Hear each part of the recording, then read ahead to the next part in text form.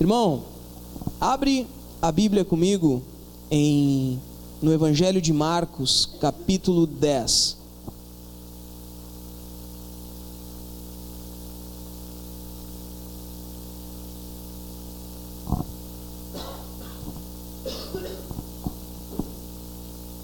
Evangelho de Marcos, capítulo 10. Um texto bem conhecido. Marcos 10, capítulo 10, versículos do 46 em diante.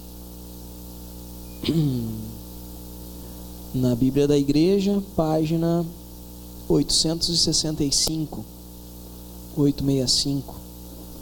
nessa biblinha que a gente disponibiliza para você. Aí, achou? Amém? Marcos 10, versículos do 46 em diante. Posso ler? Pode ser? Então acompanha comigo aí.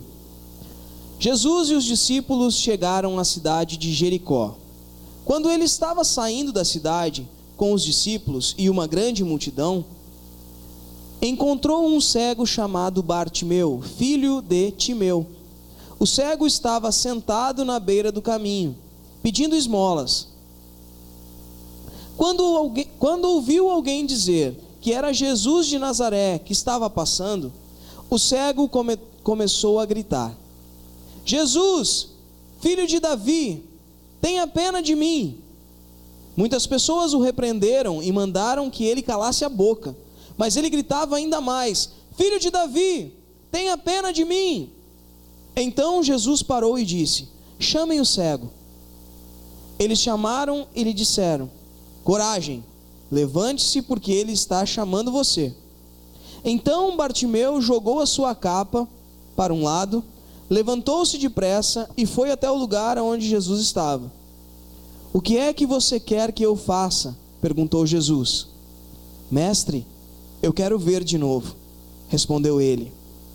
Vá, você está curado porque teve fé, afirmou Jesus.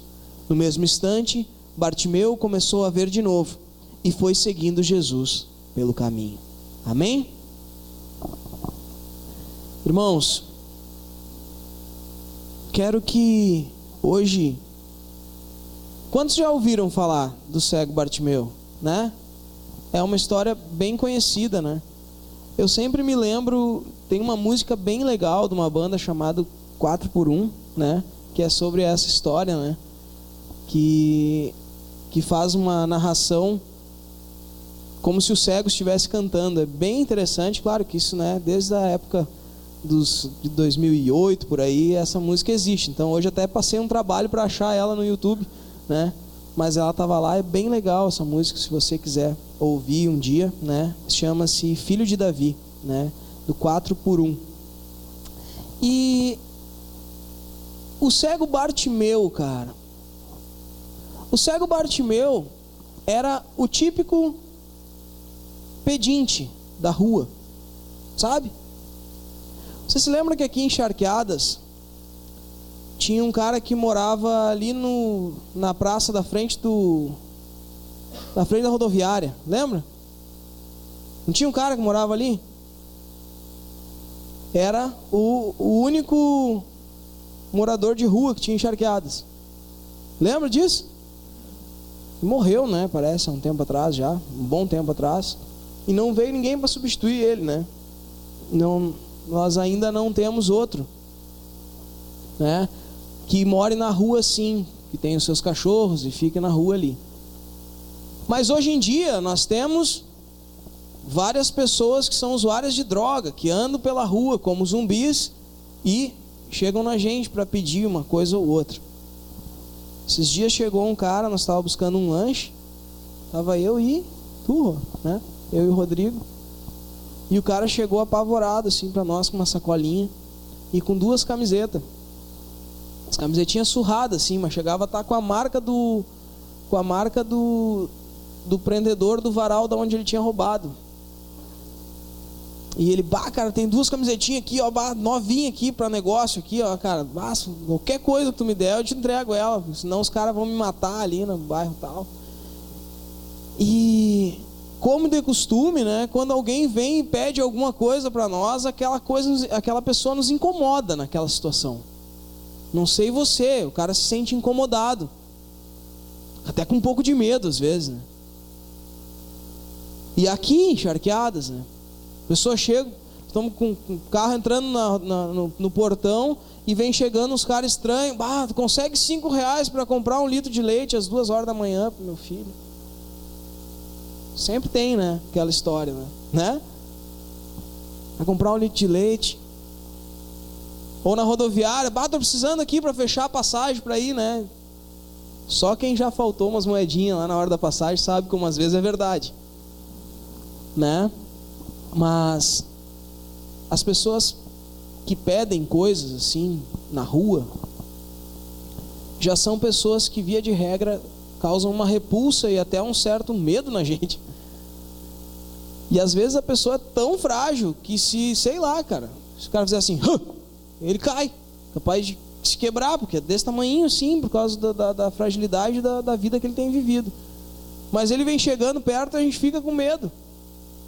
A gente fica com um receio, a gente não sabe como se relacionar com essa história. Porque, de alguma forma, a gente pensa que essa pessoa está nessa condição porque ela é inferior a gente. E a gente olha para ela como olha para um animal às vezes. Sabe aquele cachorro desse tamanho assim, que late fervorosamente ali, né? Sabe, geralmente quanto menor o cachorro, mais ele late, não é? Tem uns pequenininhos assim que latem muito. E há quem diga que é assim, que os pequenininhos são mais bravos mesmo, né? Não só cachorro, né? Mas e tu, baita de uma pessoa, né? Tipo, perto de um cachorro, eu sou grandão. E a gente tem um medo danado do cachorro. E ele late, a gente fica. E a gente, se puder, não chega muito perto. Porque a gente tem medo que esse ser irracional, que de certa forma é alguém que não foi privilegiado com o dom do conhecimento, com o dom da, como é que chama? Da racionalidade. Nós que estamos acima, tememos as reações daqueles que estão abaixo, porque eles podem fazer algo terrível contra nós que somos melhores do que eles. E aí, tu passando em Porto Alegre, pela rua, por uma calçada, tem um amontoado de papelão, e tu está passando, daqui a pouco aquele papelão se mexe. A primeira reação é muito semelhante àquele medo que a gente tem dos animais. O que vai sair daí? Irmãos, o que eu estou falando para você é que existia um cara chamado Bartimeu, que era filho de alguém que era conhecido pelo nome, que se chamava Timeu. E Bartimeu quer dizer filho de Timeu. Era como se fosse um Timeu Júnior, um nome que fazia referência ao nome do pai. E esse pai devia ser alguém conhecido, porque senão não estaria sendo mencionado. Mas esse pai teve um filho, e esse filho, pelo que me parece, se tornou cego no decorrer da vida. E provavelmente os pais dele, ou ele teve uma família que o abandonou, ou ele, depois que os pais morreram, ficou abandonado, porque não existia previdência, né? Não tinha como se encostar, não tinha como entrar em auxílio-doença. Ele ficava jogado na rua. Não existia ninguém que pudesse ajudar ele, e a família dele não estava com ele, e vai saber o que ele fez para a família, o que aconteceu na história dele, o que fez com que ele se tornasse cego, eu não sei, e a história não conta. Não tem, existem algumas especulações, mas não cabe nem a gente falar. E o que acontece? Esse homem dependia de esmolas, e era o conhecido Bartimeu, que pedia esmolas na saída da cidade de Jericó.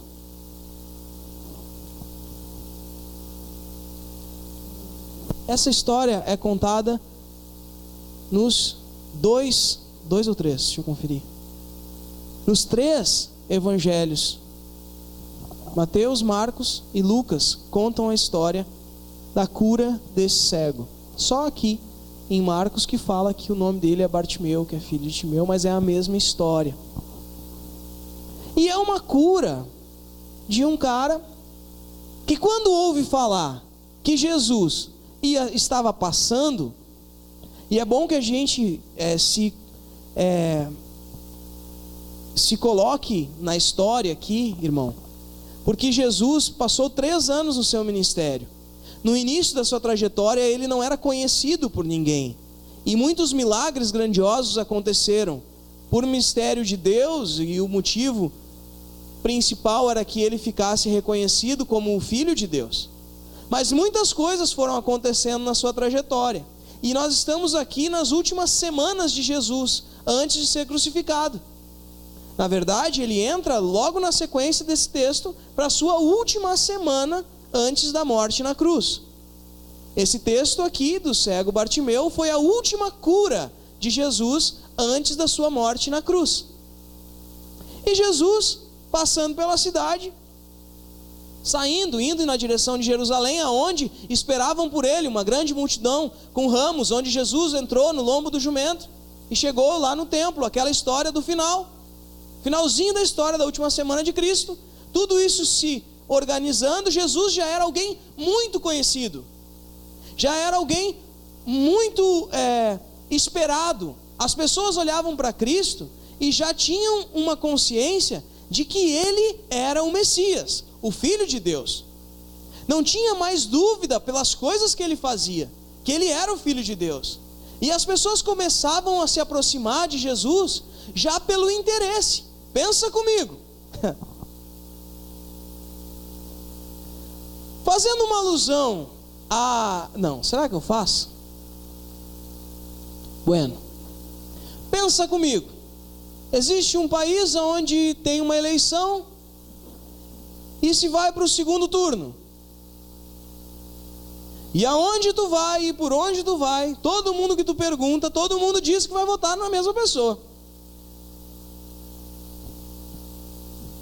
Aí, os demais candidatos pensando, o que eu faço? Vou apoiar quem? Quem vai ganhar? Tudo que eles tinham de desconfiança de Jesus foi se desmistificando por causa dos atos grandiosos.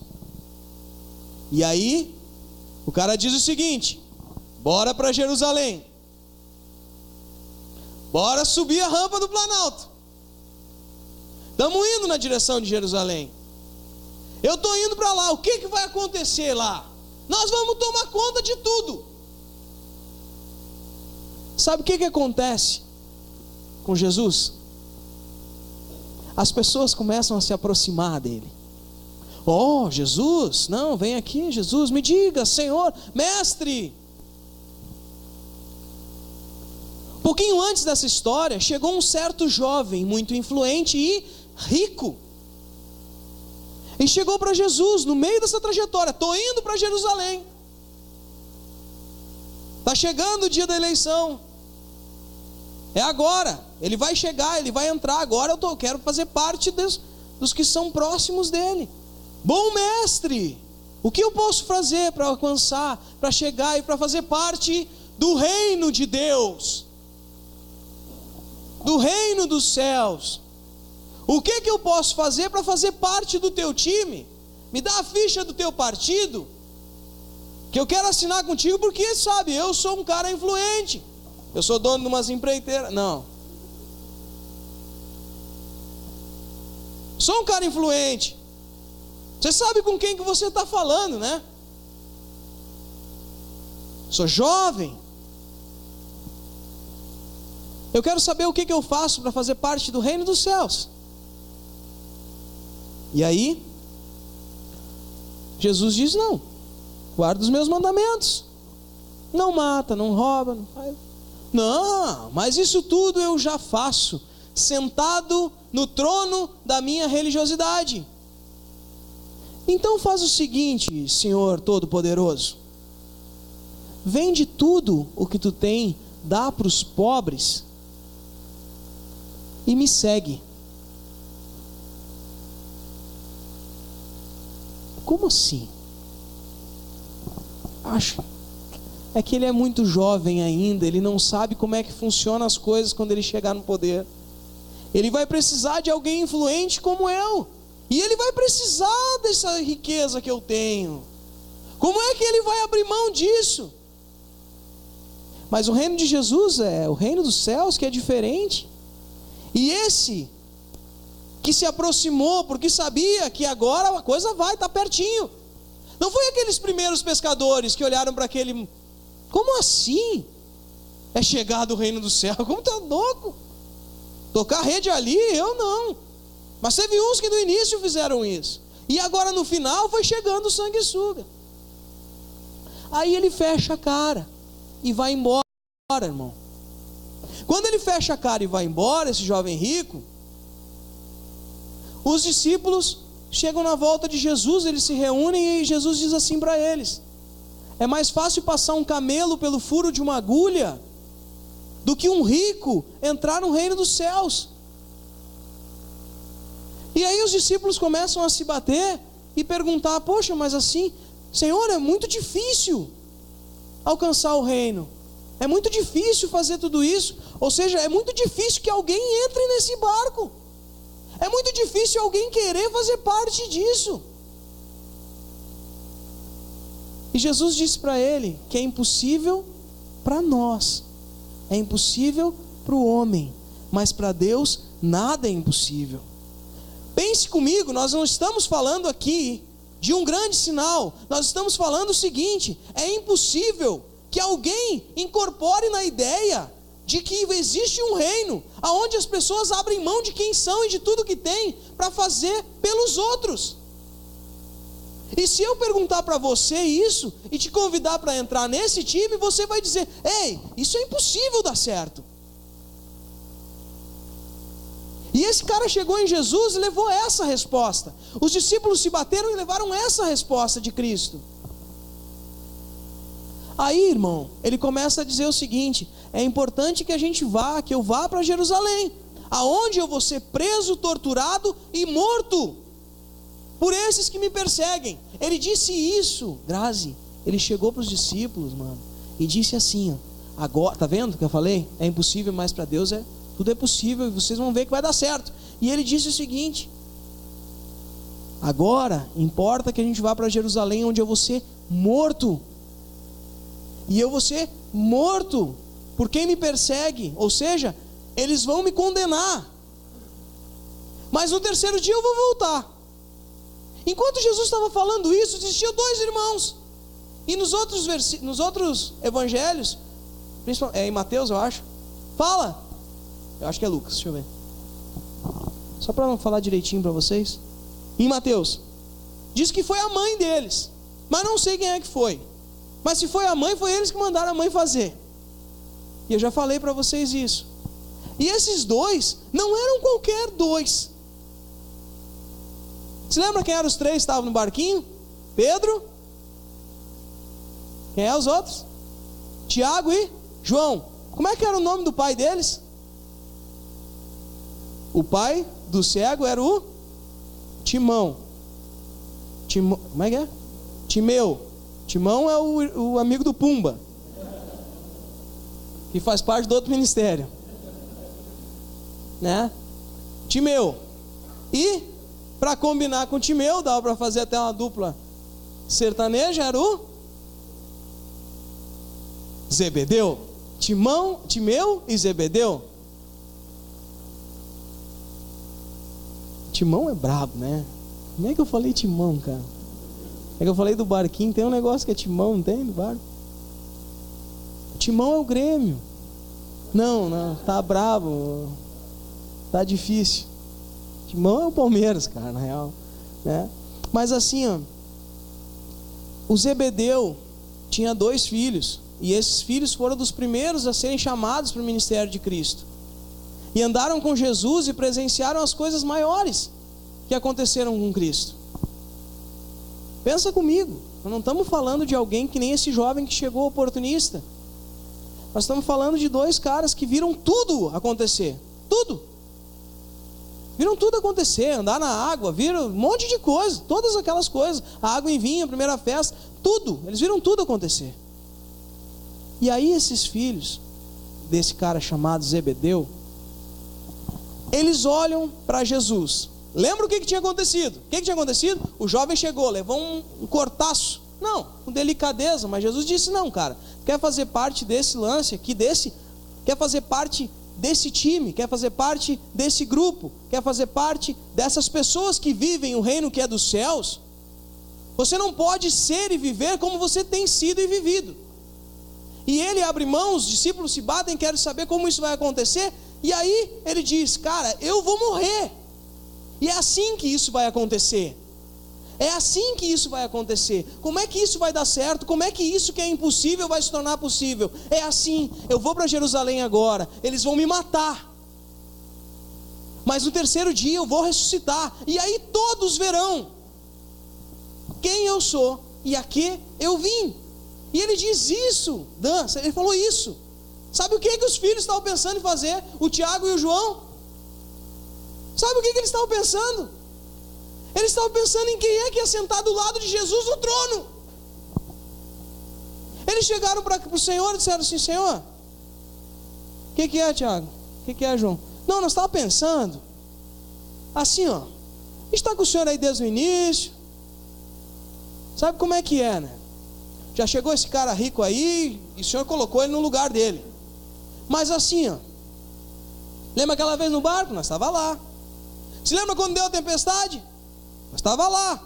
Se lembra quando Pedro disse que não era o Senhor? Não foi nós que fizemos isso. Lembra? Pedro foi lá andar na água lá, porque duvidou que o Senhor era. Quem gritou fantasma não fui eu. E nós estávamos pensando aqui, até a mãe está concordando com isso, né? Ela veio aqui junto. O senhor quer que ela fale com o senhor? Sabe? Quer que ela fale? A mãe fala aqui: ô mãe, vai lá, fala com ele. Nós estávamos pensando assim, ó, quando o Senhor sentar no seu trono, tem como botar eu do lado direito e o outro do lado esquerdo? O que quer dizer isso, irmão? Tem como nós ser os segundos mais importantes depois de ti? Tem como a gente mandar nos outros um pouco? Tem como nós aproveitar dessa proximidade, dessa amizade, desse relacionamento, desse entrosamento que a gente tem, para que a gente seja melhor que todo mundo? Tem como nós fazer parte do governo? Nós só queremos 2 ministérios: Casa Civil e a Fazenda. Coisa pouca. Deixa a cultura lá para Pedro, entendeu? Ele que se veja com isso. Ele acabou de dizer, irmão, que o maior milagre da humanidade ia acontecer, que aquilo que ia fazer a mente das pessoas serem transformadas, aquilo que ia fazer com que o impossível fosse crido, mas que para isso existiria um grande sacrifício, e esse sacrifício era maior do que tu pegar todas as coisas que tu tinha e abrir mão. E eles estavam se batendo para saber quem era o mais importante, porque eles estavam assim como aquele jovem que não conhecia Jesus direito, dizendo o seguinte: Senhor, nós queremos ser os mais importantes, Senhor. Nós estamos aqui pensando, e desde o início nós somos os únicos que não pisamos na bola, e eu acho que o mínimo que o Senhor pode fazer, né, é nos dar a chance, de ser mais importante que os outros, de ter um pouco de vantagem. Vamos botar, né, assim: eu quero tantos cargos, tantos ministérios, né, o meu partido lhe apoiou desde o início. Daí Jesus perguntou: por acaso vocês estão prontos para passar pelo batismo que eu vou passar? E aí a gente tem que buscar o significado desse batismo. Jesus está falando aqui da sua morte. Ele está falando aqui do recomeço que ele vai passar, da morte e ressurreição que ele vai passar, do sacrifício que ele vai fazer. E eles prontamente: não, sim, estamos. Não estavam nada. E Jesus disse: de verdade vocês vão passar por isso, porque Jesus sabia o que ia acontecer com eles e aquilo que ia acontecer depois que o grande milagre acontecesse, porque para eles ainda era impossível. E aí Jesus diz para eles o seguinte: não, e o pior é o seguinte, porque teve esses 2 malucos que começaram a fazer isso, e o resto dos outros 10, na verdade aí nós tínhamos 9, não, ainda tínhamos 10, os outros 10, eram 12, né? Os outros 10, ao invés de chegar lá e dizer: maluco, o que está falando? Não viu o que ele falou agora? Não, ficaram bravos. E eu tenho certeza, irmão, desculpa, não está escrito isso, mas pelo que aconteceu logo depois, pelas brigas que eles tinham, eu tenho certeza que eles ficaram bravos porque não tiveram essa ideia primeiro. Eles estavam sempre se pegando para ver quem era o mais importante. E não era porque, meu Deus, que vergonha, olha o que o Tiago está dizendo. Não. Ficaram bravos porque acharam que Jesus ia dar preferência para eles. E Jesus disse o seguinte: olha só esse versículo que importante aqui, ó. Versículo 42 do capítulo 10, né? Nós estamos aqui, né? E aí começa a história do cego. Versículo 42 diz assim: então Jesus chamou todos para perto de si e disse, olha ali o 41, ó. Quando os outros 10 discípulos, tinha até o 10 aqui, eu nem tinha visto. 10 discípulos ouviram isso e começaram a ficar zangados com Tiago e João. Então Jesus chamou todos para perto de si e disse: como vocês sabem, olha só que importante isso, irmão. Como vocês sabem, os governadores dos povos pagãos têm autoridade sobre eles e mandam neles. Mas entre vocês não pode ser assim. Pelo contrário, quem quiser ser importante, que sirva aos outros. E quem quiser ser o primeiro, que seja escravo de todos. Porque até o Filho do Homem não veio para ser servido, mas para servir e dar a sua vida para salvar muita gente. Jesus está dizendo aqui o seguinte: vocês estão entendendo as coisas erradas. Vocês estão pensando que o governo que vai se estabelecer do reino dos céus é semelhante aos governos desse mundo. Vocês estão pensando que as coisas vão acontecer aqui. Vocês estão pensando que eu vou assumir o poder aqui. Vocês estão pensando que as coisas que vão acontecer aqui é semelhante com o que já aconteceu. Não! Não tem olhos que viram o que vai acontecer. Nunca se viu na humanidade aquilo que está reservado para os próximos capítulos. Vocês não têm ideia do que está acontecendo, do que eu estou falando. Porque eu quero dizer o seguinte para você, meu irmão: Igreja de Cristo, Congregação, Ministério Despertar de Charqueadas. Infelizmente, essa história não é diferente. Até hoje. Até hoje. Meu Deus, eu estou com um calorão, gente. A impressão minha, está 35 graus esse negócio aqui. Mas tá bueno. Vamos lá. Melhor eu passar calor do que vocês passar frio. Quando Jesus está dizendo isso para eles, está dizendo assim: aqui na terra, as pessoas ainda pensam que vão chegar em Cristo, que vão se converter ao Evangelho, vão se aproximar da igreja, para alcançar vantagens para si. Procuram e buscam a influência daqueles que reconhecem que é o Deus, o Mestre, o Todo-Poderoso, e se aproximam dele por interesse, assim como aquelas pessoas que se aproximam de todos os outros poderosos que existem nesse mundo, e se sujeitam aos poderosos porque querem as vantagens que esses poderosos podem dar. Sabe?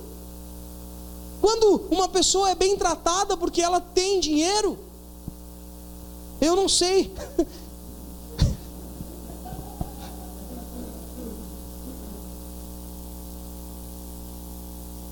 As pessoas são bem tratadas porque têm dinheiro.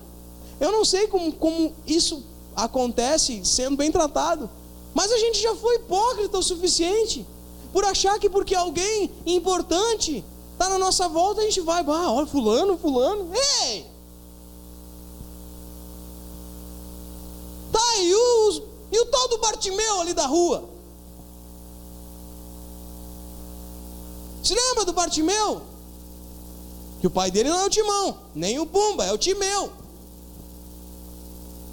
Tá lá, pedindo esmola.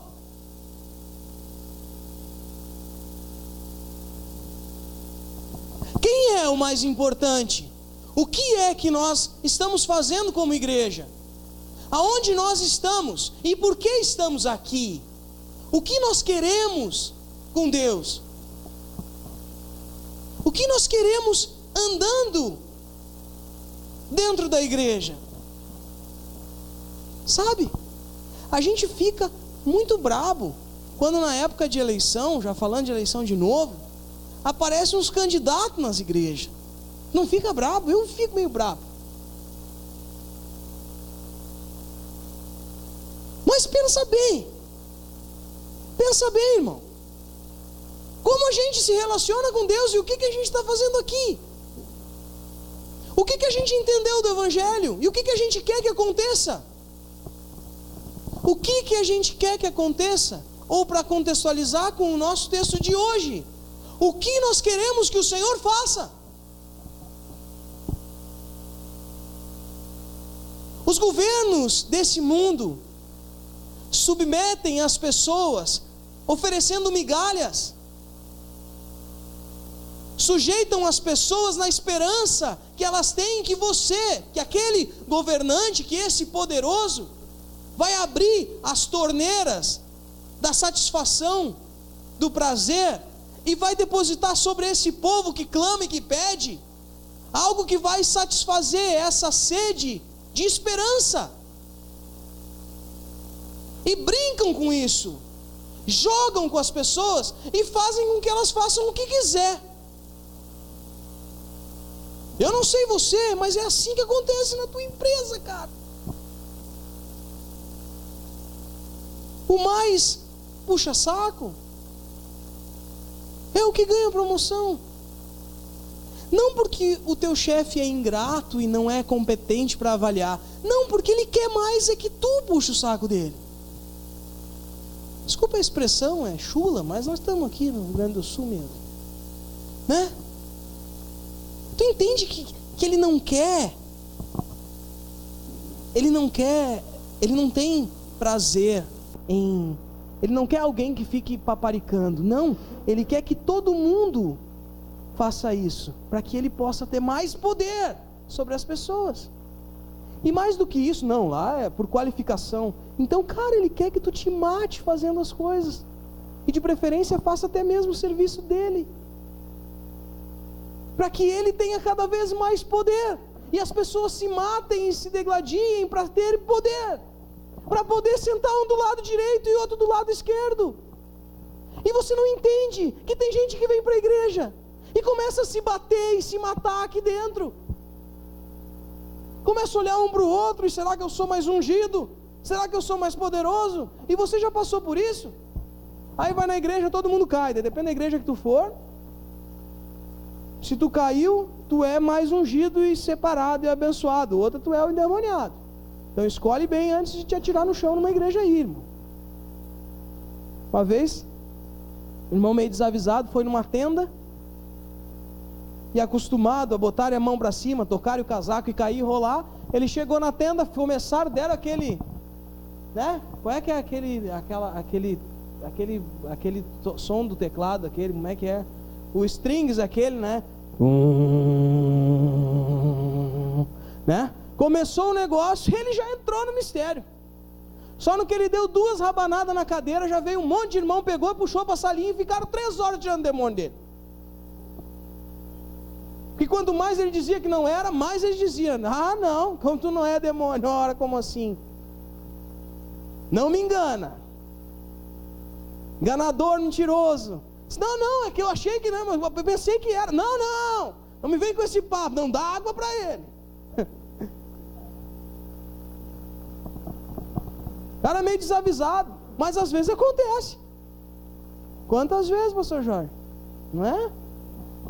Chega na igreja, o cara está ali, sério, sensato, escutando a palavra e tudo mais, mas aqueles que oram, choram, fedem, pulam, esses são os que têm as melhores oportunidades. Sentam do lado direito e do lado esquerdo. E olham lá de cima dizendo, tem até a igreja que tem, né? Ali. As cadeiras com aquele veludo vermelho, estofada, e os desgraçados no banco de madeira. É brabo, irmão, mas é bem isso aí mesmo. Olhe para todo mundo lá de cima. Então ali, né? Bom, Deus tenha misericórdia de nós, que a gente nunca tem uma cadeira de veludo vermelho na igreja, cara. Olha, se anos se perpetuarem, a nossa igreja for até o dia que Jesus voltar, eu quero dizer para vocês, irmão, né? Cadê os pequenininhos? Os pequenininhos estão lá adiante, né? Para assim, ó, começa a dizer para o Samuel, começa a dizer, né, para o Mateus, está aí assim, ó, filho, lembra assim, quando vocês crescerem, vocês forem o pastor da igreja, não deixa botar o veludo vermelho. Nem azul também, não é problema de quem é vermelho e quem é azul. Por quê, irmão? Porque isso faz com que muita gente nunca mais bote os pés na igreja. Porque eu queria sentar do lado direito, acabou as 5 cadeiras que tinha em cima do altar. E outra, depois que senta naquela cadeira ali, os caras duram 200 anos, tu já viu? Os que sentam lá tem tudo de 90 para cima. Duro para sempre. E aí o irmão está ali orando, a minha vaga. Ó, abriu uma vaga. Quem é que vai? Aparece um rolando no chão, pronto, levou.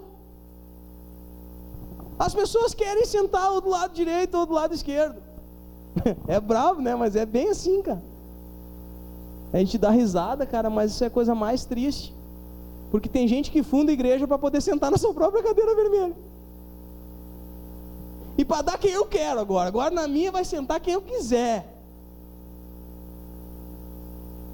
Por isso que a nossa não vai nem sentar ninguém na cadeira vermelha. Nós temos um banquinho, né? Ali, ó. Já está ocupado. Mas assim, irmão, tirando a bobagem, é triste ver que o governo do mundo, dos pagãos, entra dentro do sistema da igreja e faz com que as pessoas se decepcionem com o reino de Deus. E o problema não é esse. O problema é que o comercial e a propaganda que se vê é desse tipo de instituição. E aí quando você fala que frequenta uma igreja evangélica, as pessoas pensam que você é um maluco querendo o seu lugar na cadeira vermelha. As pessoas pensam que você é mais um daqueles que disputam entre si para ver quem é o mais ungido, quem é o mais separado, o mais abençoado, o mais agraciado. Só que, lembra que nós começamos essa história falando de um cego? Um cego que apareceu nos três primeiros evangelhos, na verdade, onde a história é contada mesmo, né? E esse cego Bartimeu, ele fica sabendo que Jesus ia passar por ali, e ele começa a gritar. Tu viu que fala do Filho do Homem, né? Fala do Filho do Homem antes, né? Que o Filho do Homem veio para servir, né? E dar a sua vida para salvar muitos, né? Filho do Homem é uma expressão que era utilizada para falar a respeito do Messias. O Messias era chamado de Filho do Homem. E outra expressão para o Messias, né, na época dos judeus, né, que falavam daquele que viria para salvar a humanidade, eles falavam Filho do Homem e falavam também do Filho de Davi. E aí Jesus está passando, saindo da cidade de Jericó, saindo ou entrando? Está saindo já, porque ele está indo para Jerusalém, aonde ele vai ter a última semana da sua trajetória. E aí um cego, pedinte de rua, uma multidão passando, imagina onde estava o cego, se ele não estava sendo pisoteado, ele foi empurrado pela multidão para algum canto, porque ele estava longe de Jesus. E as pessoas acompanhando Jesus. Conta que Jesus ia caminhando na frente, os discípulos logo atrás e uma multidão seguindo. No meio desse pelotão de frente, dos discípulos, Tiago e João, de certo que bem na frente, disputando para ver quem é. Não, que sou eu que vou primeiro. Logo depois a multidão, e começa o pedinte, conhecido. Se lembra do velho Timeu, aquele que teve um filho que era cego? Pois é, o filho ficou aí atirado pela rua. Agora está lá o maluco gritando: Jesus, filho de Davi, tem compaixão de mim. E a multidão, com o pelotão dos seguranças, dos discípulos, todo mundo querendo ser o mais importante, e aquela multidão querendo ver, querendo chegar, acompanhando, carregando nas costas, aclamado pelo povo, indo para Jerusalém, porque lá ele vai ser o governante que a gente quer. Esse era o povo, irmão. Eles viram tudo que Jesus fazia e esperavam que Jesus ia governar Jerusalém. Ele ia ser o rei de Israel, eles pensavam isso.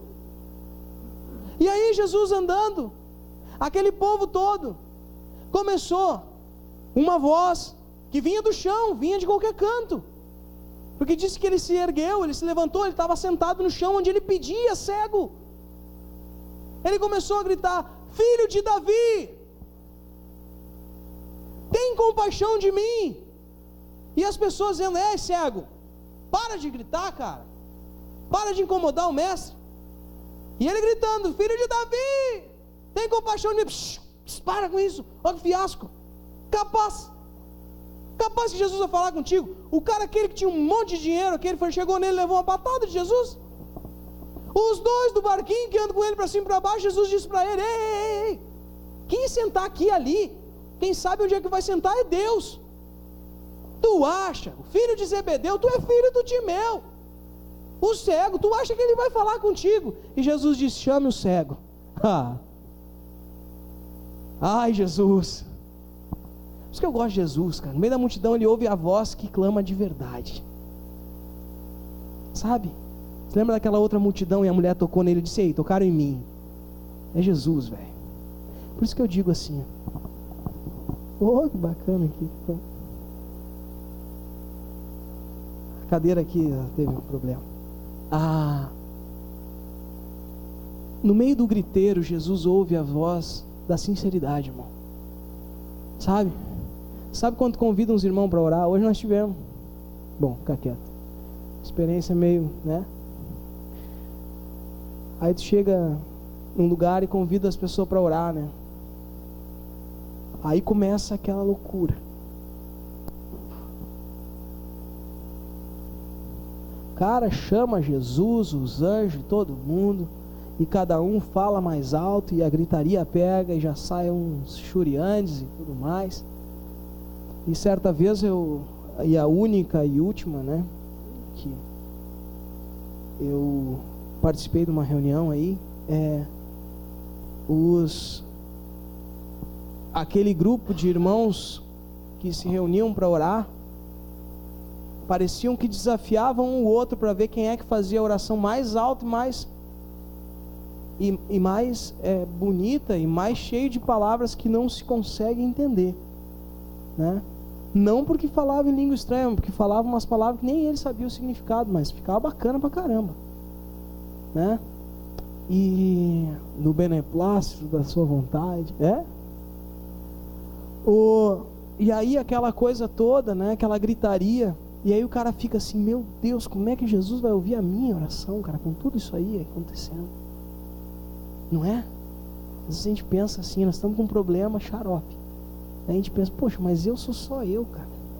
Se o cara da televisão aquele ora daquele jeito lá para as coisas acontecer, Deus deve estar preocupado ouvindo a oração dele.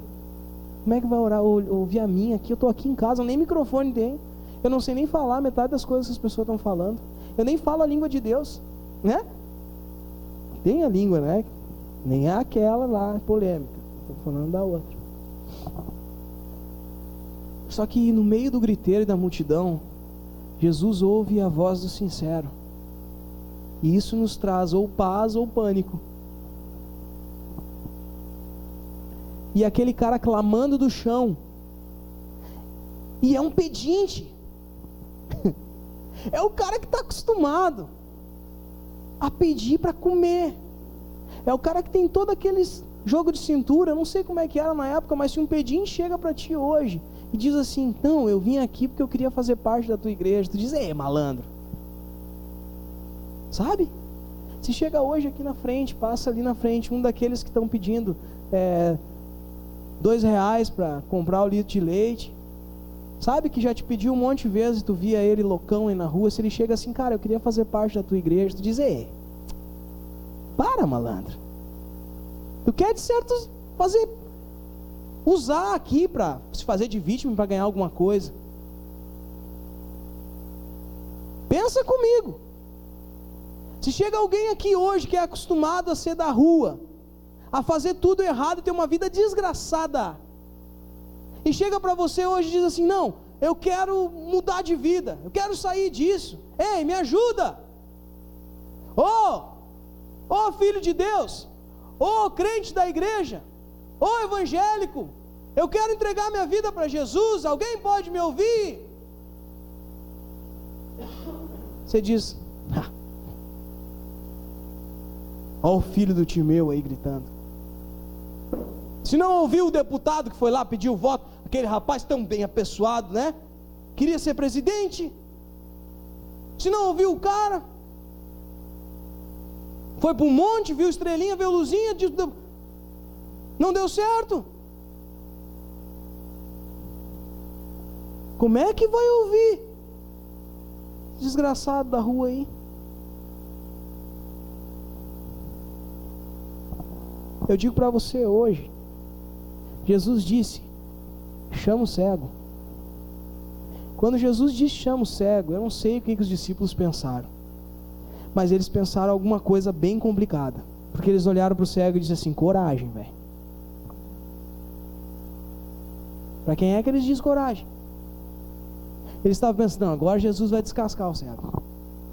Agora vai, sabe por quê? Porque um cego que anda na rua, e era um cego ainda que ficou cego depois, anda na rua pedindo esmola, só pode ser alguém que foi amaldiçoado por Deus. É alguém que é muito pior do que nós. Nós até fizemos uma bobagem de dizer que ia sentar do lado dele, mas pensa bem, nós estávamos com ele, quando ele disse: toca a rede lá, nós tocamos. A gente estava junto o tempo todo. Estamos aqui até agora, 3 anos. 3 anos, andando de um lado para o outro. E ele pegou e nos disse para nós aquilo que ele disse. Agora, seu cego, chama o cego. Ô filho do Timeu, coragem, levanta porque o mestre está te chamando. Jovem rico, eu e o outro aqui, eu e ele, cara. Agora aguenta. Ninguém mandou. Te falei para tu não ficar quieto? Falei para tu ficar quieto ou não falei? Agora aguenta, vai lá, fala com ele. Aí ele joga a capa e diz: não, eu vou. Só me diz para onde que ele está. Eu vou. E aí Jesus pergunta para ele. Olha para o irmão que está do teu lado aí. Pergunta para o irmão que está do teu lado aí: o que você quer que Jesus faça? Olha para mim agora, irmão. Aí é que se separa o joio do trigo, o menino do homem. Aí é que a gente vê quem é multidão ou qual é o clamor sincero. O que você quer que Jesus faça? O que você quer que eu faça por ti, Timeu? O jovem rico queria usar do seu poder, da sua influência para participar do reino. Tiago, João queriam um lugar de destaque diante dos outros. Mas eu ouvi a tua voz, Timeu. Bartimeu, o que tu quer que eu faça? Eu imagino que o silêncio pegou, né? Quando ele disse, chama o discípulo, o pessoal fez assim, chama o cego. E Jesus chamou na frente e disse, irmão, me diz aqui, irmão, fala aqui no microfone. Não. Mas todo mundo ficou em silêncio porque queria saber. E Jesus queria que todo mundo ouvisse o que Bartimeu ia falar, porque Jesus sabia o que Bartimeu queria. E Bartimeu não fez um pedido, eu quero me converter e eu não dou bola para ser cego. Não, ele deu real. Senhor, o que eu quero é ver de novo. O que eu quero é ver de novo. Jesus olhou para ele e disse, vá. Disse vá, mas ele não foi. Ele disse vá. A tua fé, você está curado porque você teve fé. Você está curado porque você teve fé. A fé que ele teve, daí você diz assim, irmão, então esse é o mistério.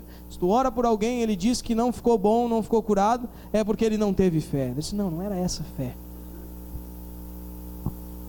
A fé que Jesus está falando aqui é a fé que ele falou que o impossível ia acontecer. A fé que ele falou que ele era o Filho de Deus. E se esse cego pensava que era amaldiçoado, ele sabia que só o Filho de Deus podia mudar a história dele. Ele sabia que só o Filho de Deus podia revogar aquilo que talvez o próprio Deus tinha feito. Ele sabia que só o Filho de Deus, aquele que ele clamava dizendo, Filho de Davi, Messias que Deus enviou, aquele que veio para salvar a minha vida, aquele que veio para mudar a minha história, eu quero mudar a minha história, e eu admito que tu é o único capaz de fazer isso. Essa fé de que existe um Deus poderoso que enviou um filho, e esse filho estava ali diante dele, e depois de muitos anos seria o primeiro que ele ia conseguir ver de novo, e ele disse, eu quero ver de novo. E eu quero dizer para você, irmão, que sem fazer qualquer tipo de alusão à cegueira, mas aquele cego, ele estava vendo muito mais do que aqueles que podiam ver fisicamente. Ele podia ver que Deus estava ali diante dele, através de um filho humilde, e ele não pediu coisas grandes, porque os outros queriam ser melhor do que os outros, melhor do que todos, e ele só queria ser igual a todo mundo. Ele só queria ser igual a todo mundo. Ele disse, eu quero ver de novo, porque eu tenho esperança ainda. Eu quero ver de novo. Ele disse, a tua fé te salvou, e esse foi o último milagre antes da cruz. Esse foi o último milagre antes da cruz. E esse milagre foi para dizer o seguinte, eu ando com esses homens dia após dia, 3 anos. As pessoas mais cultas, mais ricas e mais inteligentes andam na minha volta e querem poder. Esse homem foi humilde, enquanto diziam para ele não gritar, ele continuou clamando, porque ele sabia que eu ia ouvir a sua voz. A multidão e as pessoas que diziam para ele não fazer, não impediram ele de fazer, porque ele sabia em quem ele confiava e quem ia ouvi-lo. E eu ouvi. E agora ele vê. E eu disse para ele, vai, você pode ver agora. Ele disse, não vou, eu ando contigo até o fim. E ele acompanhou Jesus até Jerusalém. E as primeiras coisas que ele viu na primeira semana foi os fatos que mudaram a história. E quem me dera eu poder ser o cego Bartimeu e estar lá e ver tudo que aconteceu naquela última semana. Não me importa ter ficado cego, mas se eu pudesse ver, só para ver aquilo já me servia. Porque aquilo que ele viu foi aquilo que os discípulos em 3 anos não conseguiram entender direito. E eu quero dizer para você hoje, irmão, o que você quer que Jesus faça para você? Qual é o Deus que você se relaciona? Aonde está o Deus que você acredita? E que fé que você tem? Você tem a fé desse mundo, onde os homens mandam e as pessoas fazem, e você quer estar perto desses que mandam, para que a tua vontade seja feita em cima dos outros? Porque é isso. Eu quero que o fulano ganhe a eleição, porque daí a minha vontade é igual a dele e ele vai impor a vontade dele e vai acontecer o que eu quero. Ou eu quero ser como Cristo, que ele abriu mão da sua vontade e veio para servir e se entregar para que outros se salvem. Se a tua oração hoje é: eu quero ver de novo essa esperança, eu quero ver de novo o papel que eu tenho na igreja de Cristo, eu quero ver de novo um ideal para a minha vida, que não é servir a deuses pagãos, mas sim ao Cristo que vive, o Filho do homem, o Filho de Davi, que veio para me salvar, veio para me tirar dessa condição que tenho, de cego espiritualmente.